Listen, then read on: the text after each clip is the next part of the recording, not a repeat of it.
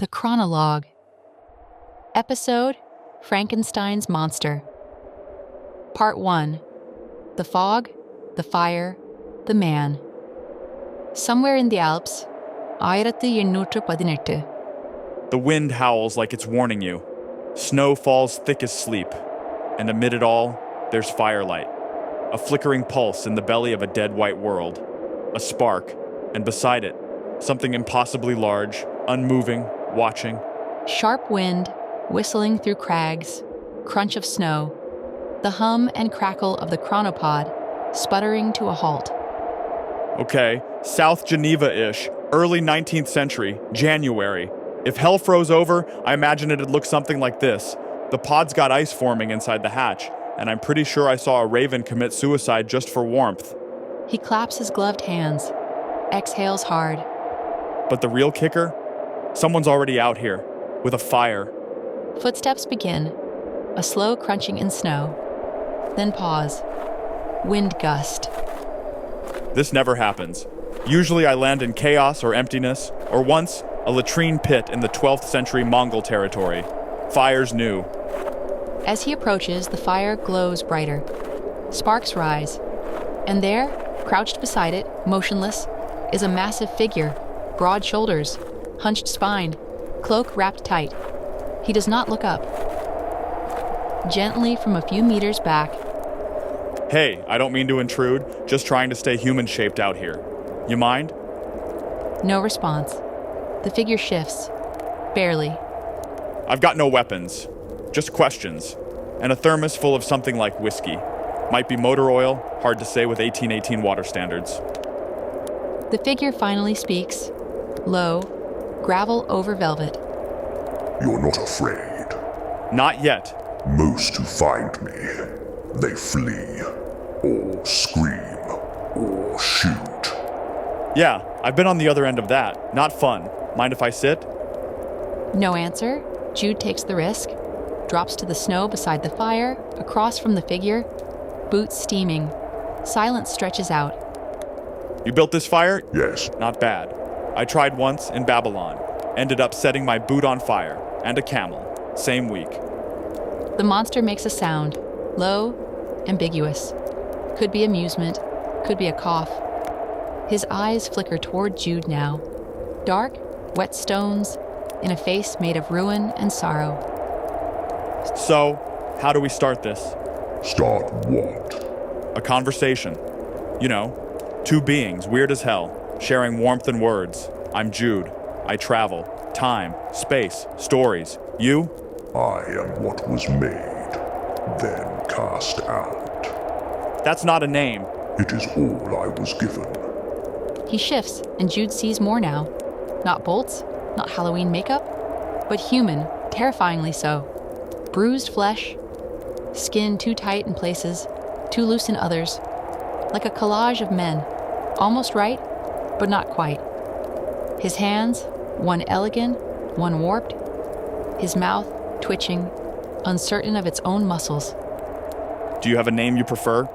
I have worn many. Abomination, Fiend, Adam. Some call me Frankenstein, though that was his name. I have never chosen one for myself. You want to? What's the point? So we don't have to call you Hey Tall Guy? He offers a small smile. The monster doesn't return it, but something loosens in his posture.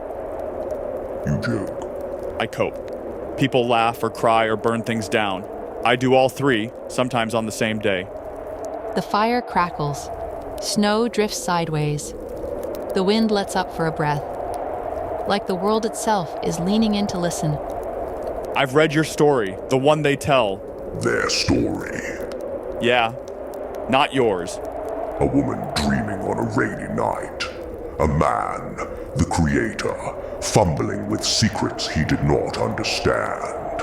And me, their echo. Mary Shelley. I know of her. I have heard the whispers. Her words travel farther than I ever could. You angry? Number, yes, not at her. At the silence. At the hunger to fill it with anything but my truth.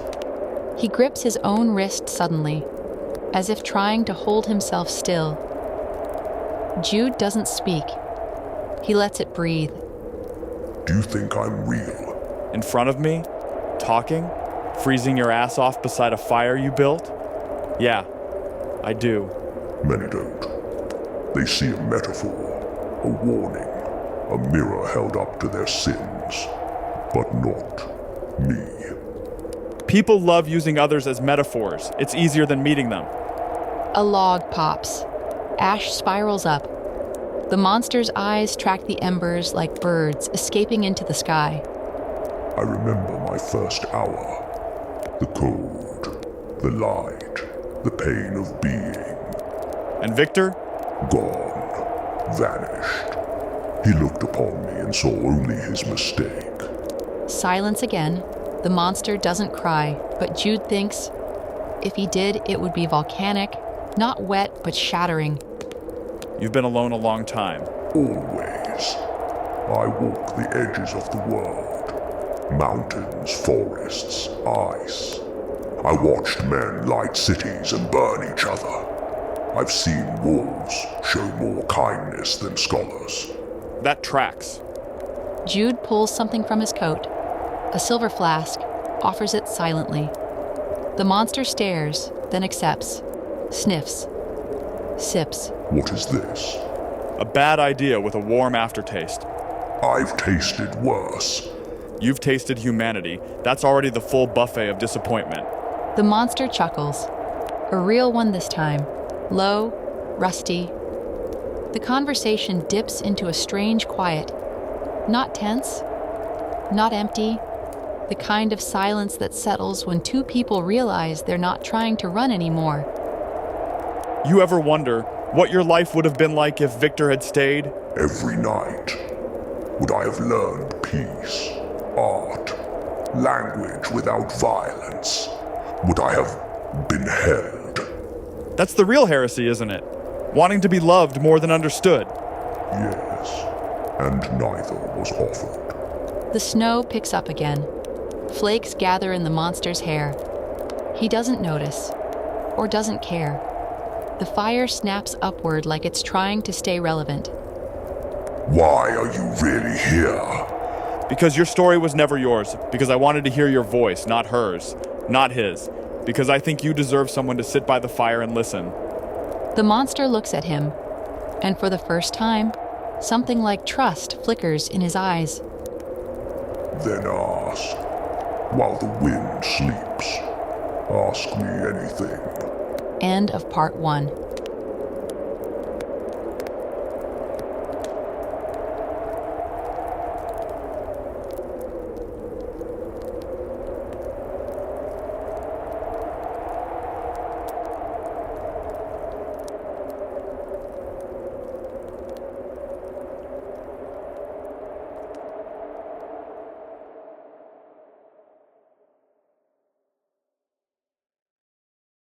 The Chronologue.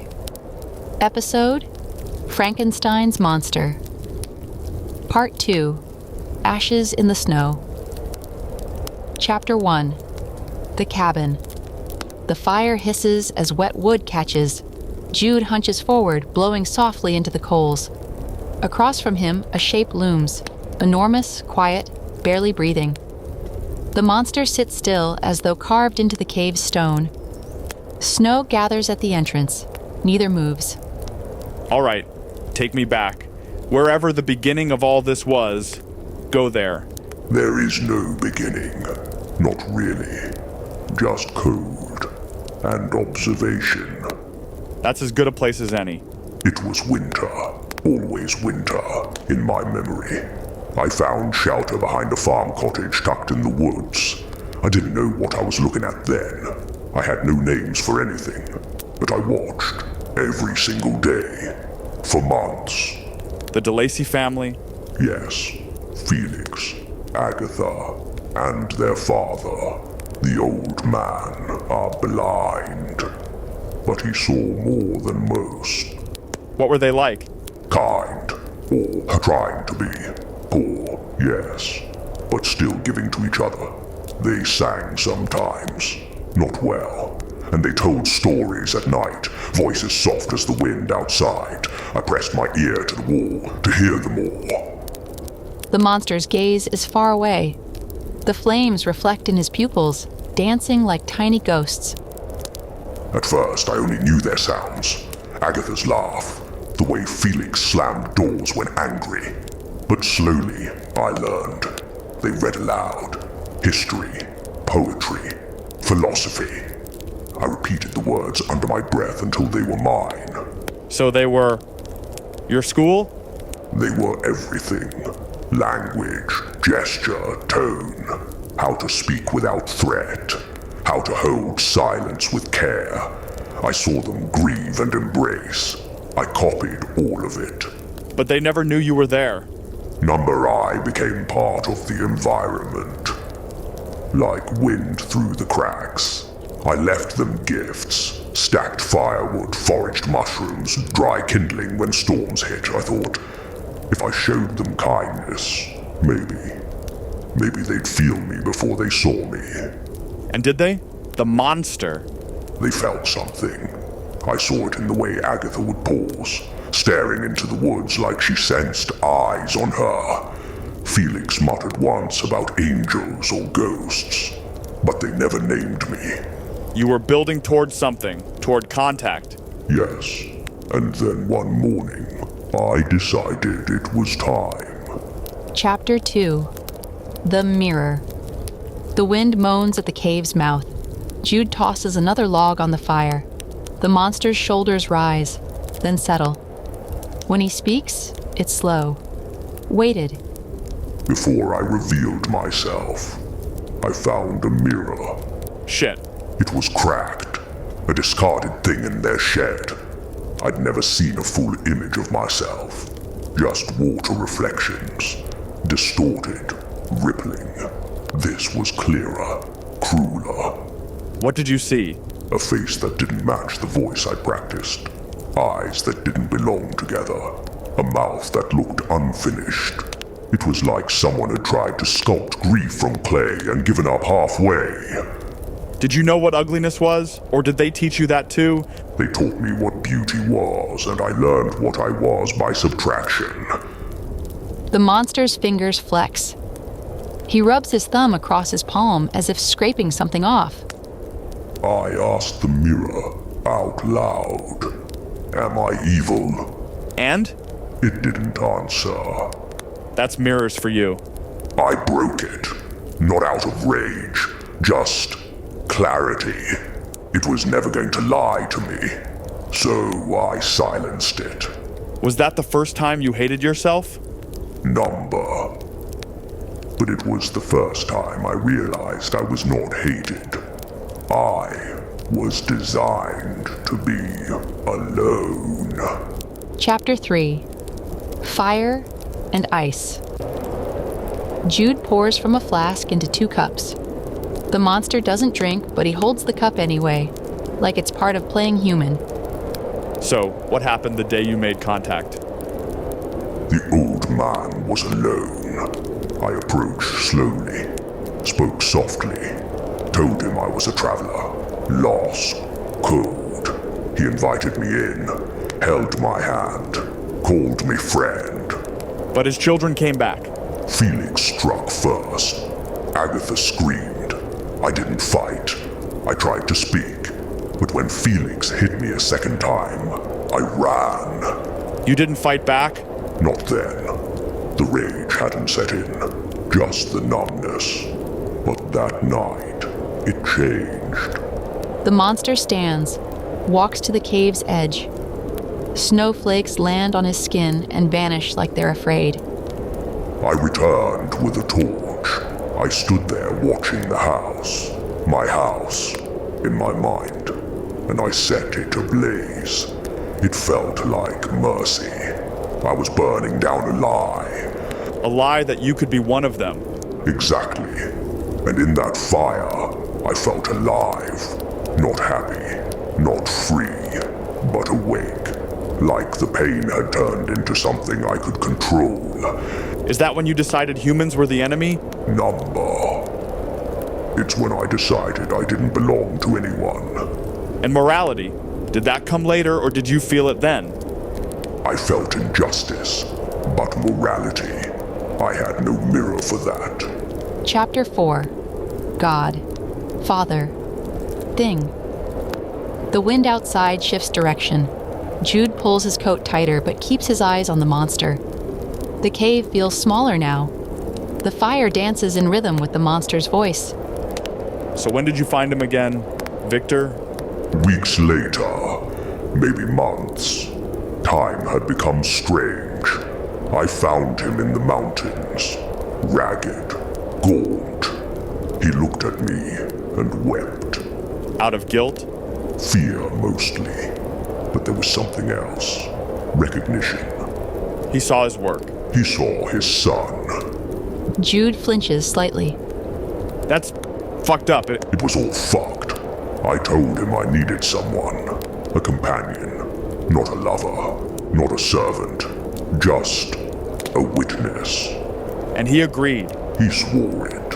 Took me to another shelter. Started building her. I watched him shape her hands, her face. I began to imagine her voice. But he changed his mind. He burned her. Said the world couldn't take two of me. Said we might make children. Said God wouldn't forgive him twice. And you? I forgave nothing. I became what he feared. The monster sits again. His breath fogs the air in slow bursts. His voice lowers, a bass line of regret. I found him again. After Elizabeth. After the blood. I chased him north. Let the cold eat him slowly. Let his regrets become his flesh. Did it help? Number. But I needed to see the story end. Only then could mine begin. And has it? I don't know. The fire dies low. The cave grows dark. Jude leans back, eyes on the ceiling of rock. The monster closes his eyes, not to sleep, just to not see. End of Part 2. Interlude. The Time Traveler. The fire cracks, low and rhythmic, like breath through chapped lips. Jude has kicked off his boots. The monster still sits upright, as if unpracticed at rest. For a long time, neither speaks. Where are you from? You mean, like, what town? Number, I mean, what time? What year did you begin? I get that a lot. I'm unstuck. I move sideways through time. I was born in the 21st century, but I've lived moments in every other. I hitch rides on fractures. Fractures? Yeah, cracks in history. Places where meaning broke down. Tragedies, revolutions, or just people trying to make sense of themselves. I show up. Listen. Sometimes I record. You don't fix. God, no. I'm not that arrogant. I just witness. Occasionally meddle. That's either a divine curse or an astonishing privilege. Probably both. Like consciousness. The monster shifts forward. For the first time since Jude arrived, he looks more interested than guarded. Tell me what you've seen in the time beyond mine. What kind of world did Victor's century create? Who? Alright. Well, for starters, we don't ride horses anymore. We built machines, cars, planes. Then we put them in space. In space? Yeah. We launched men and women beyond the sky. Some walked on the moon. Others sent cameras to the edge of the solar system. We've got satellites watching everything. Weather, war, even whales. And you trust these machines to see for you? Most days. Though some people think they're watching us back. Do you still look each other in the eye? Less often than we should. You mentioned women and war. Have either changed? Women got tired of waiting for permission. They demanded space, rights, recognition, still fighting. War, though, it's faster, more remote, more impersonal, less sword, more code. You code war. We code everything. Orders, votes, lies, love. It's all digital now, light trapped in glass. That's monstrous. It's human, which is the same thing some days. And love. Has that survived? Barely. We've learned to outsource it. Apps, simulations. People fall in love with strangers they've never touched. They curate entire selves for screens. So, lies? Jude. Yeah. Pretty ones. Addictive ones. But sometimes they turn real. Sometimes connection sparks in the false. It's bizarre and kind of beautiful. And what of creations like me? In your age, do others like me walk free? Sort of. We built thinking machines, artificial intelligences. Some are smarter than us in narrow ways. Some pretend to feel. One wrote a poem about loneliness that made my friend cry. But do they feel? That's the question. They simulate it with terrifying precision. But is it real? Or just what we think real should sound like?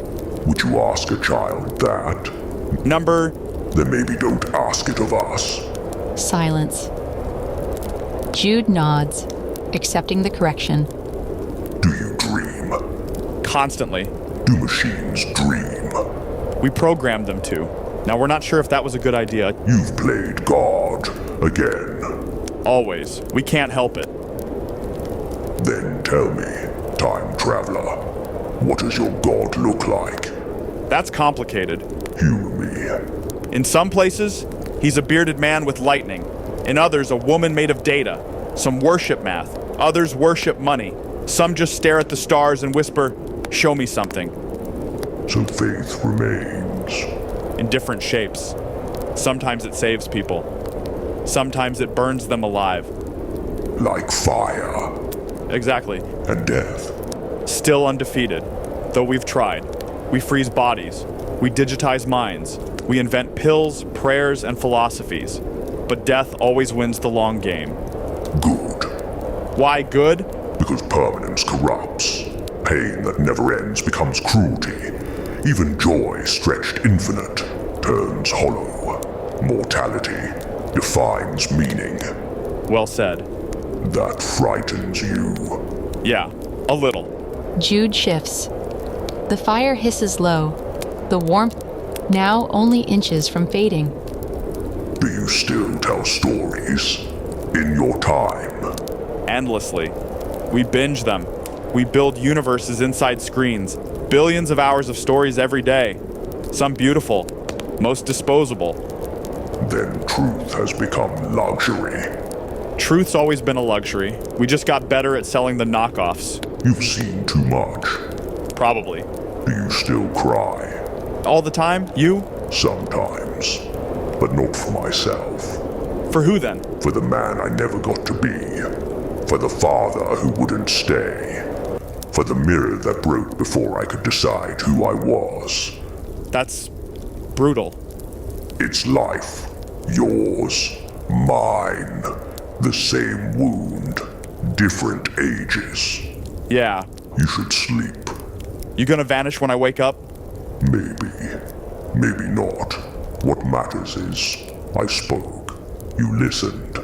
And for the first time, Jude doesn't reply. He just closes his eyes. The monster watches. Not with menace, but something closer to mercy. End of interlude.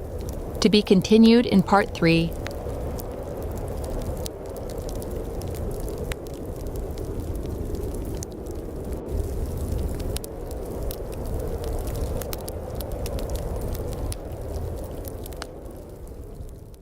The Chronologue. Episode Frankenstein's Monster. Part 3. Fire and Ice. Dawn hasn't come yet. The fire's gone quiet, only the faint crackle of embers chewing through the last wood. Outside, the wind has dropped, and the snow no longer howls. It falls soft like an apology. Jude is still awake, though his eyes carry the weight of days. The monster sits across from him, knees drawn up, staring at the dying fire. Something in both of them has shifted. Not peace. Something more dangerous, mutual recognition. Did you sleep at all? I don't think I was made to. I drift, shut off. But sleep, no, not like you. We dream when we sleep. Mostly weird, mostly useless. Sometimes beautiful, sometimes horrifying. I envy that. All my dreams feel like memory. What's the difference, really? In dreams, you wake up. In memory, you carry it forever. Jude pokes the fire absently, sending a tiny spiral of sparks into the dim air. They drift and vanish. Let's go back to that moment, the deal, the bargain. Victor agreed to build her, right? Yes, in a cave not unlike this one, by a storm-battered coast. He agreed, said he understood, said I had a right to companionship. And did you believe him? I wanted to. That's different. That's more dangerous. He started building her? Yes, slowly, carefully.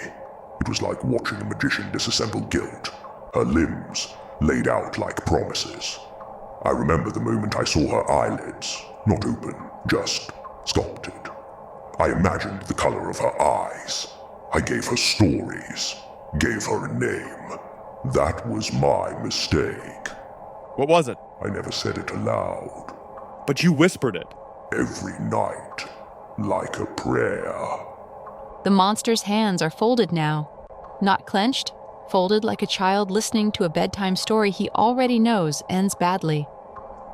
And then one morning, I returned with more wood, more fish, and the workshop was aflame.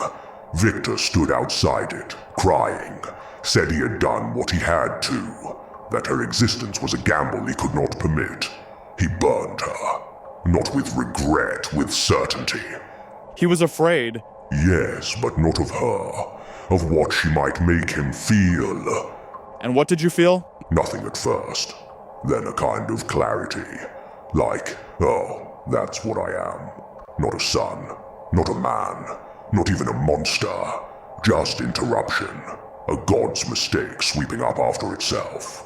So you decided to make him pay. I followed him, stalked him, toyed with him.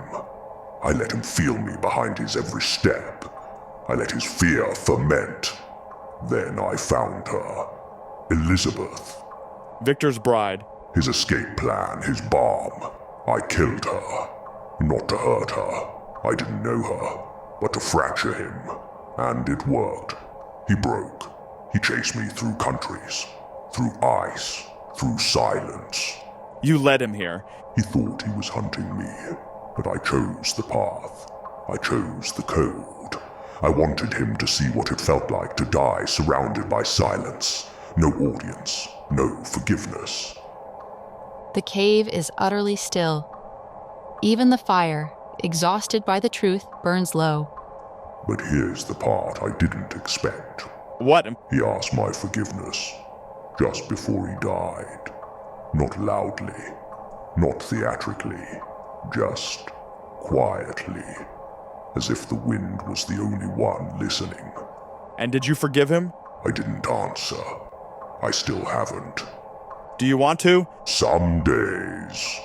On others, I want to unburn the world. Forgiveness isn't about letting them off the hook. It's about setting the hook down. Then what am I without it? If I put down the hook, what's left of me? Someone new, or someone true, or maybe just someone tired enough to try again. There's no again for me. There's just the long frost. The echo of footsteps that stopped too soon. So then what? You vanish? Walk into the sea? Let time forget you? Maybe. Or maybe I stay. Haunt myths. Become cautionary. You're already myth, but you don't have to stay a warning. You could be a question. A question. Yeah, not what did he do, but what could he have been? The monster stares at Jude, not with anger, not with affection, just awareness. Deep, steady, unflinching awareness. You talk like someone who's lost a lot. I've time traveled through more grief than joy, but I think the ratio's improving. Tell me something real. Not poetic. Not clever. Just real. Okay. When I was 17, I watched my dog die, held her while she shivered. I promised her it would be okay, knowing it wouldn't. And that was the first time I understood death had no interest in fairness. Good. That's honest. Your turn. I sometimes wonder if the world could love me back. If I could walk into a village and not feel every window tighten like a fist. Maybe you need a different village. Maybe. Or maybe I need to build one. Build it. I'll visit. They sit in silence. Not because there's nothing left to say, but because, for once, silence feels earned. There's something I don't understand. I'd be shocked if there were only one thing. You said time keeps moving. That humanity survives, grows, changes. But does it improve? Depends who you ask. Some things are better. Rights, medicine, tech. Other things? Loneliness, anxiety, misinformation. Those have mutated, not vanished. You speak of evolution, but I see repetition. That's the thing, isn't it? Evolution doesn't mean moral upgrade. It just means change. Sometimes for better, sometimes just shinier cages. Cages we build ourselves. Every time. We're brilliant at it. Build the cage, polish it, charge admission. Then what do you hope for? That one day the cage breaks by accident, and someone chooses to stay free. Free. A concept people love until it applies to those they fear. You've been reading philosophy in the snow. Only the parts I lived. Fair. The fire flares slightly. The wind outside rises like a breath preparing to speak. Jude, do you think I'm evil? Honestly, no. I think you're hurt, and brilliant, and very, very old in your heart, but not evil. I've killed. So have men, so have kings and presidents. The line isn't drawn there. Then where is it drawn? Between those who kill to silence pain, and those who kill to hear it louder. And I? You wanted someone to understand. That's all I've ever heard in your voice. Victor never listened. He only designed.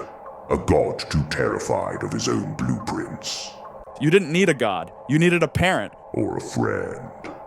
They sit like reflections of each other. Two men, born into different clocks, bound by the same fracture. Abandonment. You know, you remind me of someone I met once. A clone, grown in a vat to replace a dead soldier. He had memories that weren't his, dreams that bled when he woke up. We talked for hours. He asked me if he could go to hell. For sins. Someone else programmed into him. And what did you say? I said if hell existed, it was probably just the absence of understanding, and he'd lived enough of that already. That's good. I stole it from a poet. Still good. You're not the only one cobbled together. The monster exhales. A low sound. Not quite a sigh. Almost a laugh.